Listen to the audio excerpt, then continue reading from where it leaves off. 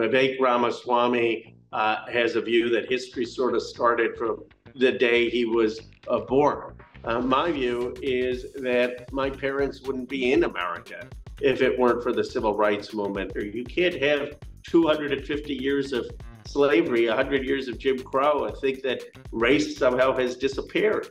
This is the 411 with Jessica Washington. Today I'm on with Congressman Khanna to talk about the threat to civil rights here and abroad. So you recently had a debate with Republican presidential candidate Vivek Ramaswamy. Why can't we have child care at $10 a day, Medicare for all, free public college? And they say, how are you going to pay for it? Reverse Reagan, Trump, Bush tax cuts. Put that money in giving working and middle-class families a shot at the American dream. We're taught to believe in both parties right now that we're this nation in decline, right? That we're at the end of the ancient Roman Empire and all we have left is to fight over the scraps of a shrinking pie. We're going through hard times. I'm not going to come here and tell you it's morning in America. It's not.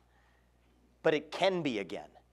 I think we can still be a nation in our ascent. And the way we're going to get there is by reviving this thing we call merit in the United States of America. I'm curious, why was it important for you specifically to be the one to sit down with him?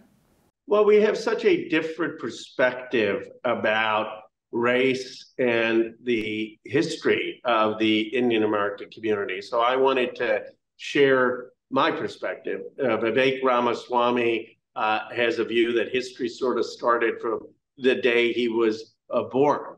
My view is that my parents wouldn't be in America if it weren't for the civil rights movement. That led to the Immigration Reform Act of '65. That's what allowed Indian Americans, Chinese Americans to come to the United States. Before that, immigration was heavily favored towards the Europeans. And so we, as an Indian American community, owe a huge debt to the civil rights movement, which of course was inspired by Gandhi and the Indian independence movement in which my grandfather took part. And he recently released a plan in which he wants to raise the minimum voting age. There are some exceptions, including a civics test. I'm curious, what are your thoughts on that plan? Well, we've seen that story before of a civics test. I can't imagine that he's proposing that in 2023, that you can't vote if you're under 25 if you can't pass the test. But we saw how those tests were distorted to deny people the right to vote in the South, to deny Black people the right to vote, to deny the people of color the right to vote. And so it's outrageous that he's proposing something like that today. I think that is because he's not grounded in the history of the civil rights movement, or do you think he has an understanding, as someone who's spoken to him, he has an understanding and is moving forward with this plan anyway?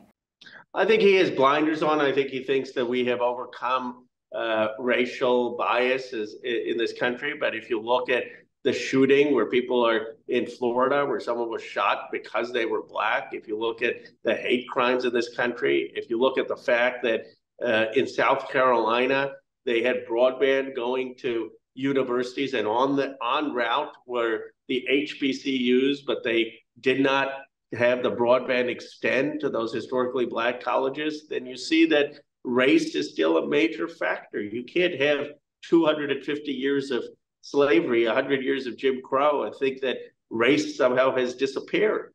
Do you see a danger in candidates of color, in people in politics of color who espouse these messages that kind of empower racism and white supremacy? I do, because I think the Republicans particularly are fond of finding someone of color saying everything is fine, everything is great. And that's actually not what makes America exceptional. What makes America exceptional is F. Frederick Douglass's vision of a composite nation, where Douglass in 1869 said, look, we need to have people from all over the world come to America to become one composite nation where everyone has an equal chance to contribute to American culture and what the American nation is.